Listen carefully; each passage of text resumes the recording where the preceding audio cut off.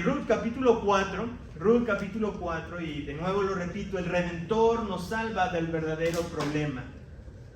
Hemos llegado al final de esta historia, y como una obra de arte, esta historia tiene un final espectacular. Tal vez no lo tenía aquí planeado, pero dado las circunstancias, déjame rápidamente darte un resumen de lo que está pasando, de lo que pasó en el capítulo 1, 2 y 3. Resulta que Ruth, junto con su suegra Noemí, estaban en los campos de Moab. Había una familia que se había transportado de Belén a este lugar. El Señor prácticamente permite que eventos desastrosos, dentro de ellos la muerte de varios miembros de la familia, terminaran o murieran, y solamente quedó Ruth, la nuera, y Noemí. Ambas deciden regresar a Belén, pero obviamente regresan de una forma totalmente diferente. Regresan vacías, regresan siendo viudas y obviamente sumergidas en la pobreza. Después de ahí se nos cuenta en el capítulo 2 que hay un rayo de esperanza. Pues al finalizar del capítulo 1 se nos dice que llegaron al momento de la cosecha. Dice ahí en el capítulo 2 que entonces Ruth, tomando la iniciativa, salió a los campos en busca de comer. Y sin ella, sin saberlo ni conocerlo, el Señor dirigió de una manera soberana los pasos tanto de Ruth como de Boaz, que ambos se conocieron en el campo.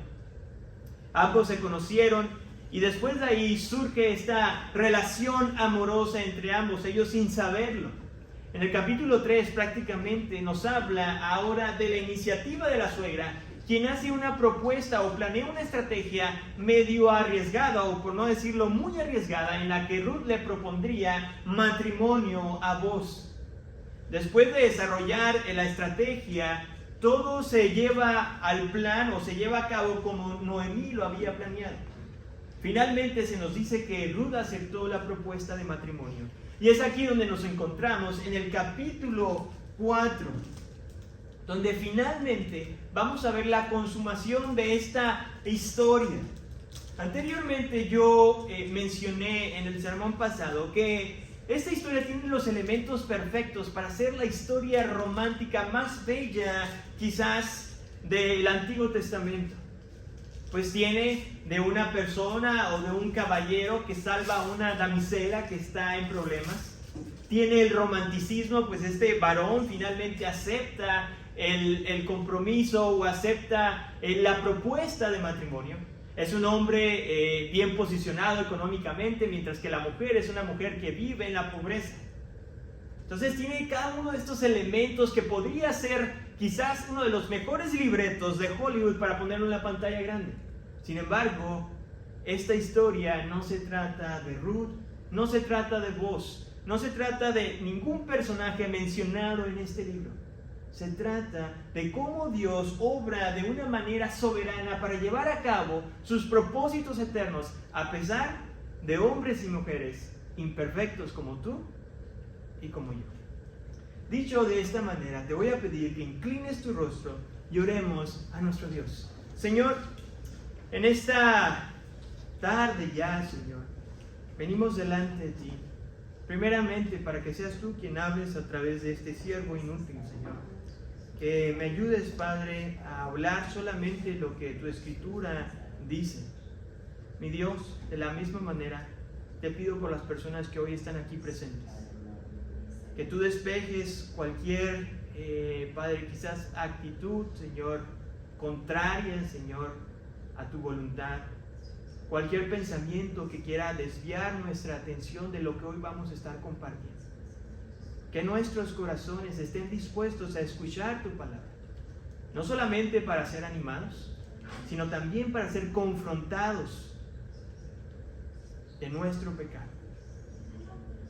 Y que en medio de esta confrontación, Señor, seamos recordados que cuando alguien, Señor, en humildad, arrepentido, genuinamente te busca, tú eres bueno y bondadoso para perdonarnos y limpiarnos de toda maldad. Sé tú pues quien hables de nuevo a través de mis labios, Señor, y que tu Espíritu Santo hable de una forma especial a cada uno de los que están aquí presentes. En el nombre de Jesús oramos. Amén, Señor. Y amén. Si tú me permites, quiero dividir la historia o el capítulo 4 en dos escenas. Y la primera escena corre del versículo 1 al versículo 12. Así que si tienes tu Biblia en mano o quizás tu aparato electrónico en mano, Ruth capítulo 4, versículo del 1 al 2, y un servidor utiliza la versión de la nueva versión de la Biblia de las Américas. La palabra de Dios dice así: Boaz subió a la puerta y allí se sentó. Y cuando el pariente más cercano de quien Boaz había hablado iba pasando, le dijo: oye, amigo, ven acá y siéntate. Y él vino y se sentó, y Boaz tomó 10 hombres de los ancianos de la ciudad y les dijo: siéntense aquí. Y ellos se sentaron. Entonces dijo al pariente más cercano: Noemí, que volvió de la tierra de Moab, tiene que vender la parte de la tierra que pertenecía a nuestro hermano Elimelech. Y pensé informarte diciéndote: cómprala en presencia de los que están aquí sentados y en presencia de los ancianos de mi pueblo. Si la vas a redimir, redímela, y si no, dímelo para que yo lo sepa, porque no hay otro aparte de ti que la redima, y yo después de ti. Él dijo: la redimiré. Entonces Boaz dijo: el día que compres el campo de manos de Noemí, también debes adquirir a Ruth la moabita, viuda del difunto, a fin de conservar el nombre del difunto en su heredad. Y el pariente más cercano respondió: no puedo redimirla para mí mismo, no sea que me perjudique en mi heredad. Redímela para ti, usa tú mi derecho de rendición, pues ya no puedo redimirla. Y la costumbre en tiempos pasados en Israel tocante a la rendición y el intercambio de tierras para confirmar cualquier asunto era esta: uno se quitaba la sandalia y se lo daba al otro, y esta era la manera de confirmar tratos en Israel. El pariente más cercano dijo a Boaz: cómprala para ti, y se quitó la sandalia. Entonces Boaz dijo a los ancianos y a todo el pueblo: ustedes son testigos hoy que he comprado de la mano de Noemí todo lo que le pertenecía a Elimelech y todo lo que le pertenecía a Kelión y a Malón. Además he adquirido a Ruth la moabita, la viuda de Malón, para que sea mi mujer, a fin de preservar el nombre del difunto en su heredad, para que el nombre del difunto no sea cortado de entre sus hermanos, ni del atrio de su lugar de nacimiento. Ustedes son testigos hoy.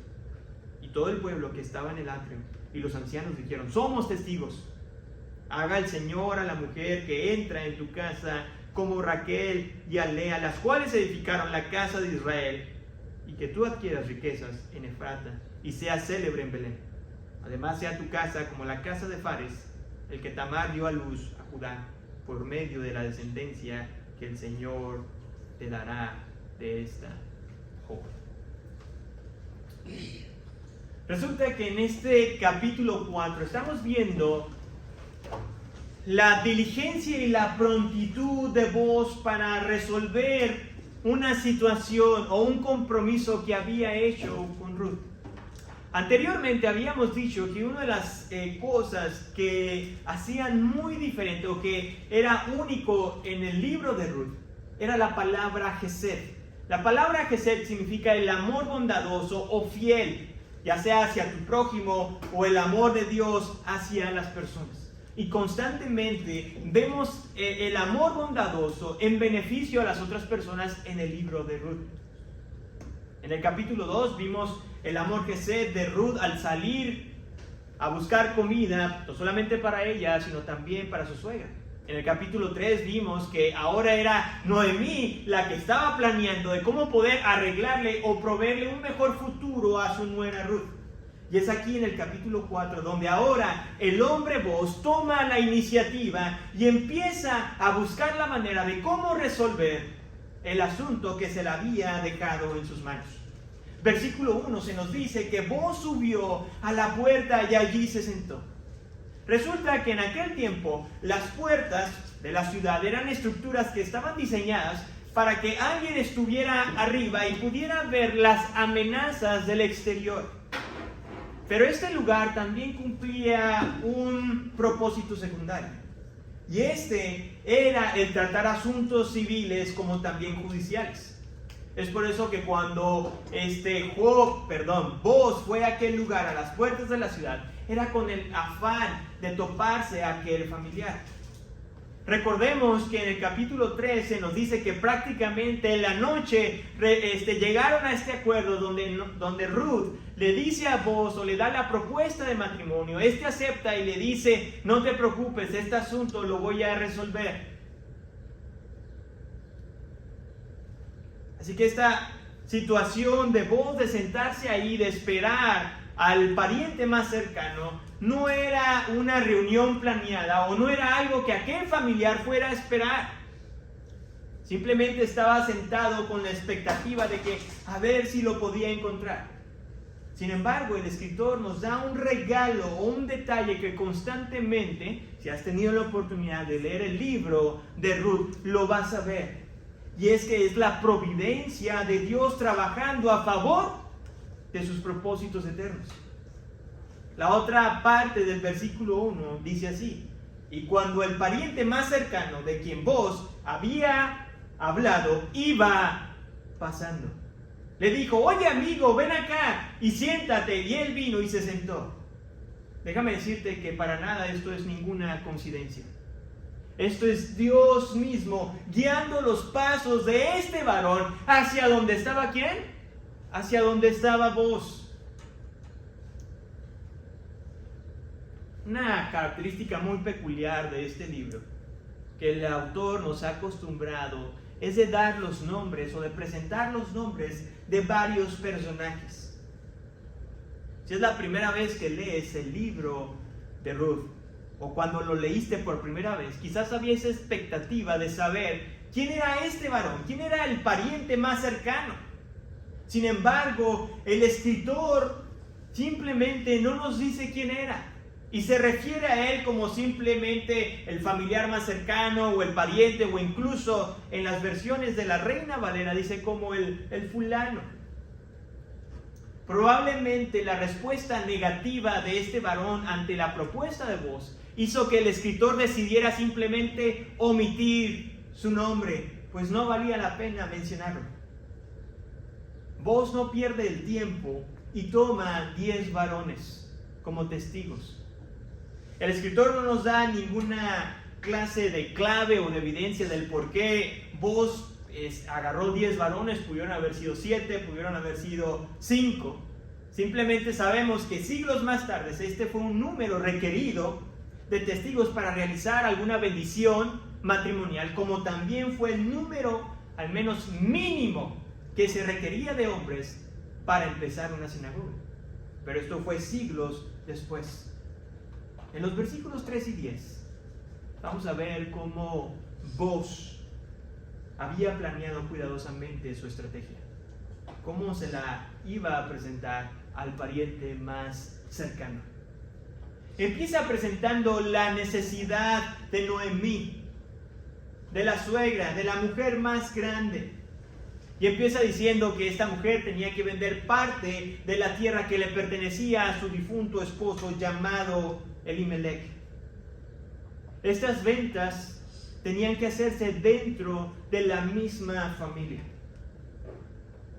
Si te gusta anotar, en Números, en el libro de Números, capítulo 27, del 9 al 11, se nos dice las leyes que Dios había estipulado en las formas de traspasar una propiedad de un lugar a otro, o de una persona a otra. Y la ley más o menos indicaba lo siguiente: que si una persona había fallecido y no tenía ni un varón ni una mujer descendiente, entonces esa propiedad se tenía que pasar a su hermano. Pero si el difunto no tenía hermano, entonces esa propiedad se tenía que pasar al tío de la familia paterna. Y si esa persona no tenía tío del lado paterno, entonces esa propiedad debía de pasar al familiar más cercano del clan, de su propio clan, o de la tribu de que esa persona venía. Esta ley que se estipuló, esta ley de propiedad, no daba oportunidad a que una mujer viuda pudiera heredar o se quedara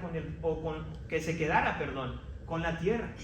Es por eso que constantemente vemos en el Antiguo Testamento como una de las más afectadas eran las mujeres viudas, pues se quedaban sin nada. Pero al mismo tiempo también vemos la insistencia de la ley de Moisés de proveer leyes que protegieran a las viudas de la opresión y la explotación de los hombres malvados. La propuesta que vos le estaba haciendo a este pariente era sumamente atractiva, y permíteme explicártelo por qué era muy atractiva. Resulta que en aquel tiempo había una ley que se llamaba la ley del levirato, donde el familiar más cercano debía de allegarse a la nuera, que era viuda, para dejar descendencia, levantarle descendencia. En otras palabras, procrear un hijo con aquella mujer que era viuda. Sin embargo, en este caso, por la edad avanzada de Noemí, es muy probable que Noemí ya había pasado este tiempo de procrear hijos. Así que a lo mejor este personaje o este pariente dijo, bueno, está bien, me conviene, ya no tengo que cumplir con esta ley porque Noemí es demasiado grande. La segunda cosa es de que resulta que cada 50 años había un año que se llamaba el año del jubileo. En este año del jubileo, en Levíticos capítulo 25, estipulaba que cada 50 años las personas que habían vendido algún patrimonio, alguna propiedad por necesidad, se les daría la oportunidad de poder recuperarlo de nuevo. Pero de nuevo, la edad avanzada de Noemí hacía algo a favor de este varón, pues había pocas probabilidades de que Noemí pudiera alcanzar o vivir hasta el próximo año del jubileo. Así no habría nadie quien pudiera reclamar la propiedad que él había comprado. Es probable que él pudo haber en esos momentos, mientras que vos le explicaba, visualizar todas estas cosas a su favor. Es por eso que el escritor nos dice que él aceptó y dijo, claro, la compro. Pero es aquí donde viene la estrategia de vos, al decirle en los siguientes versículos 5 y 6, el día que compres el campo de manos de Noemí, también debes de adquirir a Ruth, la moabita, viuda del difunto, a fin de conservar el nombre del difunto en su heredad. Y el pariente más cercano respondió, no puedo redimirla para mí mismo, no sea que perjudique mi heredad. La manera en cómo Boaz presentó a Ruth es de una manera muy significativa.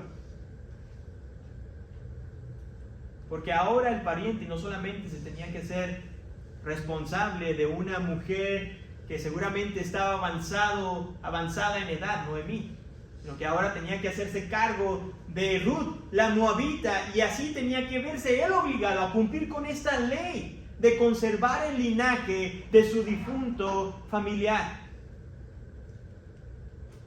Por otra parte, el hijo que llegara a tener entre él y Ruth, en algún futuro, este niño convertido ya en un varón, podría reclamar en el año de júbilo la propiedad que le pertenecía ¿a quién? A sus familiares. Y no solamente eso, por ser hijo de él, también a lo mejor se vería obligado a dejarle cierta heredad porque era hijo, era sangre de su sangre. Teniendo todo esto en mente, es probable que este varón pensó, esta no es una ¿qué? Una inversión provechosa. Así que terminó por rechazar esta propuesta y cedió sus derechos de pariente redentor a Boaz. Esta transacción legal se cerró por medio de un acto simbólico muy dramático. Pues se nos dice el escritor que en aquel tiempo lo que usaban para intercambiar y para asegurarse que se había hecho de la manera correcta es de que alguien se quitaba la sandalia. No me puedo imaginar hoy en día, ¿verdad? Aquellos quienes han tenido la oportunidad de comprar algo, quizás algún carro o alguna casa que le dijeran, bueno, aquí está, ya trato hecho. Y te dieran el zapato y tú dices, ¿y esto qué es? ¿Verdad? Necesito papel firmado. Pero en aquel tiempo era como se llevaba a cabo los juicios o los tratos en Israel. Y quizás esa imagen de dar la sandalia a la otra persona fue algo que se quedó en el corazón y en la mente de aquellos testigos en aquel día. Dice ahí que entonces rápidamente Booz llamó a los ancianos, a todos los que estaban en el pueblo también, y Booz reafirmó de nuevo su compromiso con Ruth. Y este compromiso lo podemos dividir en dos partes. La primera es de que Booz ahora se responsabilizaba de comprar todo lo que le pertenecía a Elimelech, a sus 2 hijos, y todas esas cosas iban a quedar finalmente en la propiedad de la familia. No había nada que temer. Todo estaba dentro de la familia.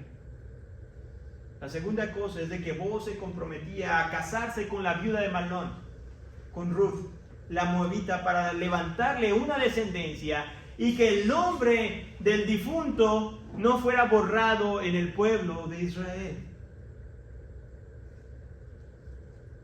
La respuesta de los testigos y del pueblo ante tan acto tan bondadoso fue la siguiente.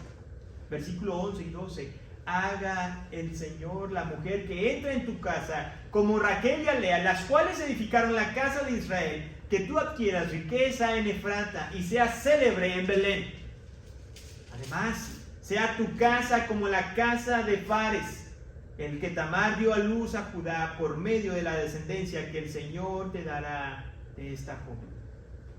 Algunos eruditos de la Biblia mencionan que el hecho de mencionar primero a Raquel antes que Lea, si ustedes se acuerdan, en la historia Lea era la mayor que Raquel. E incluso Lea fue la que finalmente le dio más hijos ¿a quién? A Jacob, porque Raquel simplemente procreó a 2. Pero el hecho de mencionar a ella primero es porque Raquel tenía un problema de esterilidad por mucho tiempo, y quien finalmente halló gracia de Dios y quitó aquel problema que tenía en su vientre para finalmente concebir hijos para Jacob. Y resulta que es probable que Ruth padecía de lo mismo, pues durante los 10 años que habitó en los campos de Moab, nunca tuvo hijos. Por otra parte, la mención de esta mujer, Tamar, no sé si algunos de ustedes la ubican, pero Tamar la puedes encontrar en Génesis capítulo 38. Y resulta que Tamar se benefició de la misma ley que Ruth se estaba beneficiando, de la ley del levirato. Pero a diferencia de Ruth, la forma en como Tamar concibió fue de un acto inmoral. Pues la escritura nos dice que ella engañó a su suegro, vistiéndose, quitándose sus ropas de viuda, se cubrió y su suegro prácticamente se metió con ella pensando que era una prostituta. Por lo tanto, esta oración de mencionar a esta mujer prácticamente estaba exaltando el don y el regalo que Dios da y que concede a los padres, el don de la vida. Y que si Dios permitió que Judá, por medio de su acto indecoroso y inmoral, tuviera hijos, procreara hijos con Tamar, ¿cuánto más no Dios bendecería a Booz y a Ruth, que estaban haciendo las cosas correctamente? La segunda escena la vamos a encontrar en los versículos 13 al 22. 13 al 22.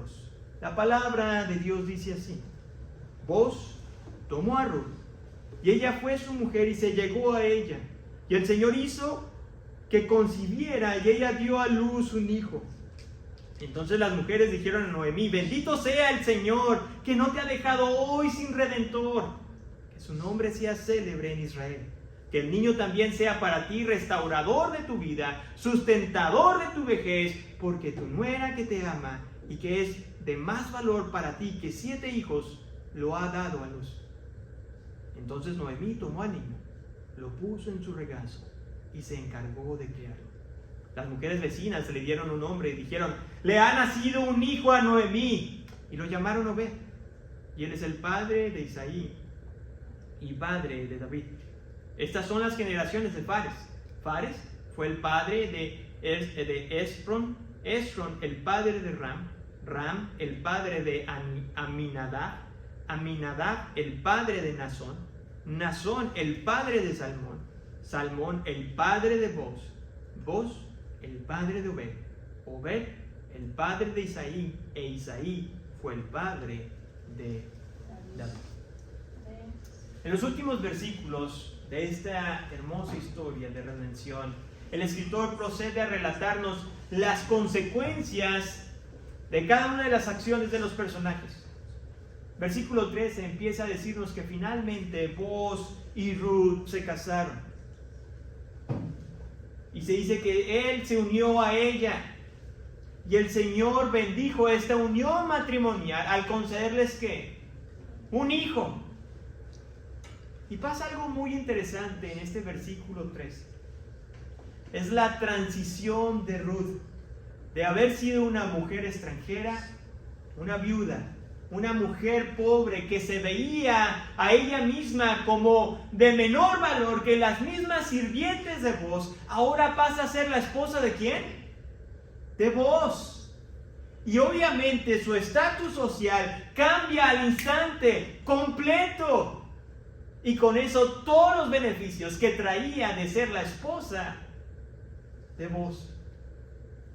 Las mujeres del pueblo, al ver la mano favorable del Señor sobre Ruth, estallan en gozo. Y le dijeron a Ruth, a Noemí lo siguiente: dice, bendito sea el Señor, que no te ha dejado hoy sin redentor, que su nombre, dice, sea célebre en Israel, que el niño también sea para ti restaurador de tu vida y sustentador de tu vejez, porque tu nuera que te ama y que es de más valor para ti que 7 hijos, lo ha dado a luz. Estas palabras que estas mujeres estaban citando aquel día vienen a contrastar totalmente con las palabras que en algún momento Noemí llegó a decir cuando llegó de los campos de Moab, cuando incluso demandaba a las mujeres del pueblo y decía: no me llamen Noemí, llámeme Mara, porque soy amargura, porque hay amargura en mi corazón, porque el Todopoderoso me ha despojado de todo lo que tenía.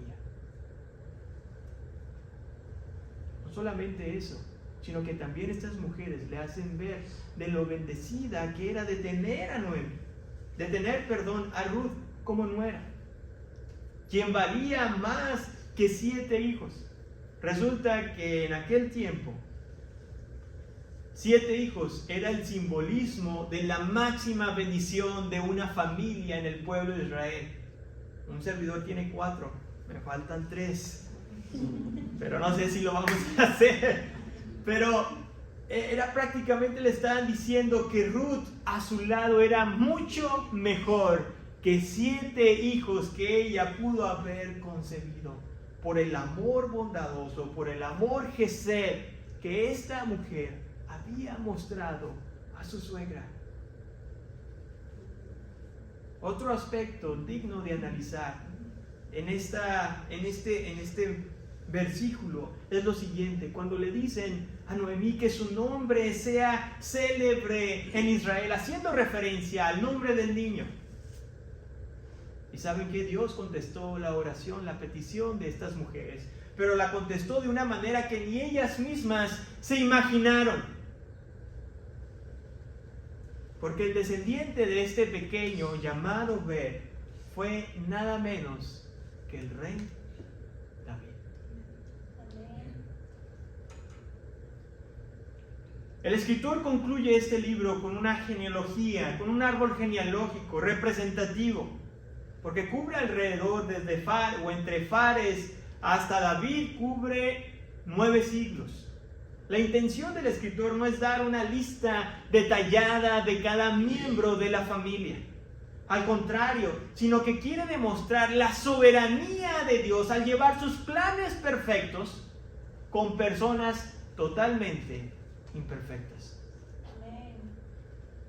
Incluso déjame decirte que ni siquiera el autor se imaginaba que de esta unión matrimonial entre vos y Ruth descendería un redentor mayor que vos, un rey mucho mejor que el rey David, porque de él, de esta unión, vendría nuestro Señor Jesucristo. Amén. Y una vez que hemos analizado cuidadosamente el pasaje, quiero sacar dos lecciones que nos pueden ayudar a aplicar ciertas cosas a nuestra vida y a retarnos a ser más como Jesús. La primera lección es que el Rey Redentor o el Soberano Redentor siempre guía nuestros pasos hacia Él. Así como el Señor guió los pasos de este pariente hacia donde estábamos, así también el Todopoderoso guía nuestros pasos hacia Él. Permíteme decirte que las circunstancias difíciles que hay en nuestra vida son permitidas por Dios para que nos acerquemos a Él, para que lo busquemos. No hay ninguna contradicción en decir que el hombre busca de Dios si primeramente reconocemos que Él nos buscó primero. Es probable que las enfermedades te hayan golpeado, que los problemas familiares que has enfrentado, los retos financieros, con frecuencia piensas que son un obstáculo para acercarte a Dios. Pero cuando lo ves a la luz de la eternidad, te das cuenta que cada una de estas cosas Dios las permite para que alcemos nuestra mirada al cielo y reconozcamos que el único socorro viene desde lo alto. Amén. Porque al igual que Noemí, antes de llegar a Belén, tuvo que ser vaciada por el Todopoderoso. Fue despojada de todo aquello que la ataba a los campos de Moab. Dios le quitó a su familia prácticamente. Amado amigo y hermano que hoy nos acompañas, tenlo por seguro que Dios, cuando Dios te llama, Él te despoja, te vacía de todo aquello que obstruye tu camino hacia la ciudad celestial. En ocasiones va a ser tu trabajo, será tu familia, tu salud, tus bienes materiales, tus sueños, tus anhelos. Y tal vez estés pensando, ¿qué clase de Dios me estás hablando? Ese es un Dios malvado, egoísta, que quiere quitarme todo aquello que amo.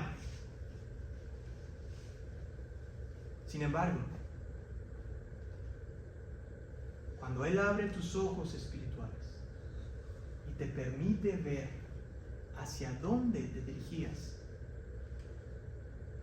solamente va a haber gozo y agradecimiento en tu corazón, porque entenderás que ese tormento terrenal por el cual estuviste caminando por algún tiempo no se compara al tormento eterno que te esperaba en el infierno.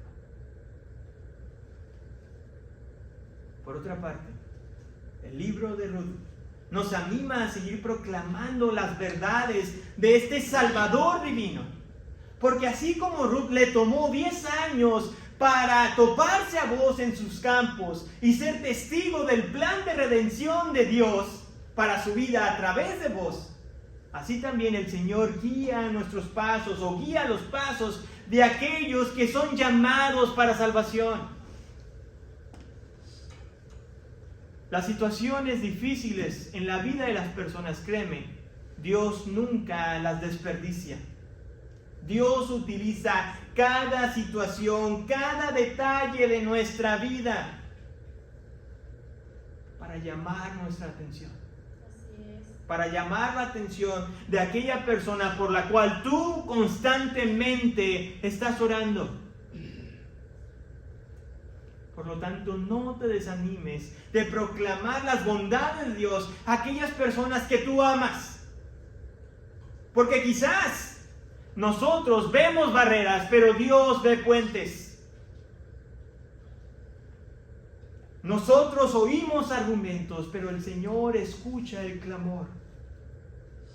Nosotros vemos arrogancia, pero Dios ve quebrantamiento en el corazón. Gloria a Dios. Así es. La segunda lección en este pasaje es que la redención tiene un alto costo. La propuesta de Booz a su pariente más cercano definitivamente era atractiva, como lo acabamos de analizar. Sin embargo, cuando le explicó del alto costo que este varón tenía que pagar para tener todo eso, finalmente decidió rechazarlo. Vos entendía y sabía de las implicaciones legales, económicas y sociales que conllevaba la compra definitiva para redimir a Ruth y a su familia. Pero a diferencia del otro varón, vos estuvo dispuesto a pagar el alto costo.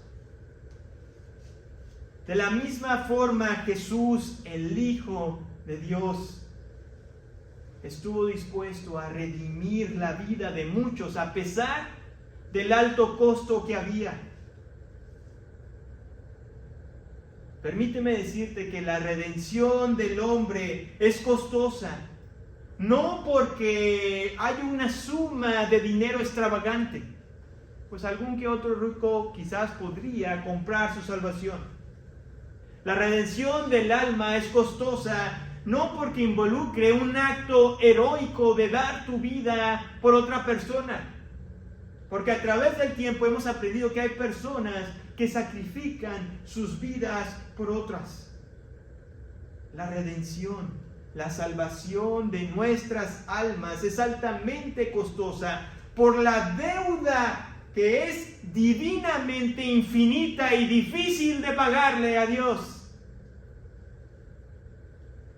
Porque tú y yo hemos pecado en contra de un Dios santo. Y no hay manera en la que podamos pagar. Si me lo permites explicártelo, te voy a dar el siguiente ejemplo. Por un momento, imagínate, solamente imagínate, que estás por la calle y alguien te empieza a argumentar y violentamente empiezas a contestar físicamente a aquella persona.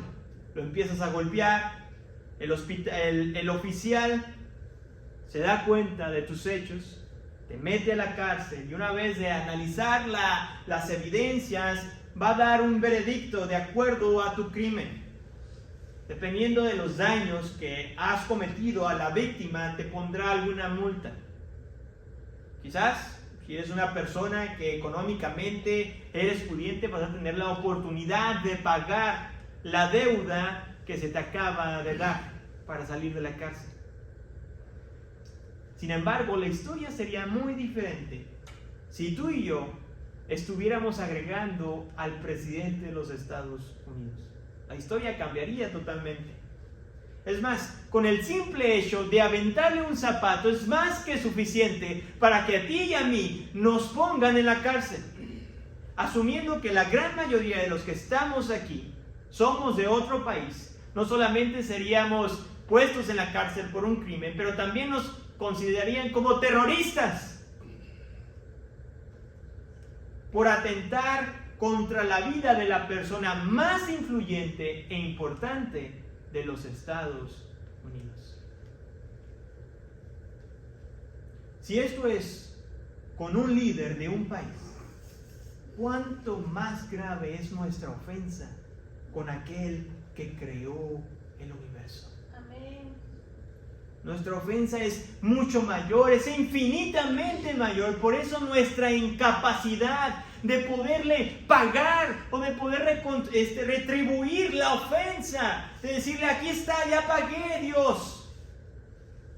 No hay manera. Por eso mismo Jesús tuvo que descender del cielo, vivir la vida que tú y yo no podíamos vivir, una vida perfecta en obediencia a la ley de Dios, sacrificándose, pagando la deuda que tú y yo teníamos con el Altísimo por nuestros pecados. Cuando tú y yo entendemos finalmente las implicaciones de nuestra salvación, cuando lo meditamos constantemente y vemos el gran peligro que se avecinaba delante de nosotros, lo único que hay en nuestro corazón es gozo y agradecimiento infinito hacia aquel que descendió de los cielos y vino a morir cuando yo ni siquiera se lo pedía. Pues su rescate nos salvó de una condena eterna. Sí, gloria a Dios. Permíteme preguntarte lo siguiente. ¿Vives agradecido por lo que Dios hizo por ti en la cruz a través de Jesús? ¿Realmente tu vida lo refleja? ¿O eres indiferente al sacrificio de Jesús? Porque si eres indiferente, entonces necesitas nacer de nuevo. Oremos a nuestro Dios. Señor, muchas gracias porque a través de este libro, Señor, hemos podido ver cómo de manera soberana tú redimiste a una familia pequeña en Belén. Y por los actos de obediencia de estos hombres, tuvieron el privilegio de que dentro de sus descendientes viniera el Salvador del mundo. Y que como por consecuencia ahora nosotros también podemos disfrutar de esta redención, de esta salvación. Mi Dios, yo te pido por los que están aquí presentes. Yo no les conozco, Padre, pero indudablemente tú les conoces. Tú conoces, Padre, si viven una vida religiosa. Tú conoces si realmente creen en ti o tienen dudas sobre ti. Pero permite que en este día tu palabra haya penetrado y caído en buena tierra, de tal forma de que si no hay una relación contigo a través de Cristo Jesús, la duda los colcamos, Señor. La duda, Señor, no les permita, Padre, dormir, descansar del solo saber del tormento eterno que les espera si no se arrepienten de sus pecados. Mi Dios, obra en la vida de estas personas. Si hay alguien aquí que no es salvo, Señor, que hoy sea el día de salvación y que confiese sus pecados delante de ti, creyendo que el sacrificio de Cristo Jesús es más que suficiente para limpiarlo de toda maldad. Y mi Dios, que aquellos quienes ya hemos entregado nuestra vida y el cual tú eres Rey de ellas, que podamos seguir adelante proclamando las verdades de aquel que vino y redimió nuestro corazón. En tu nombre oramos. Amén, Señor.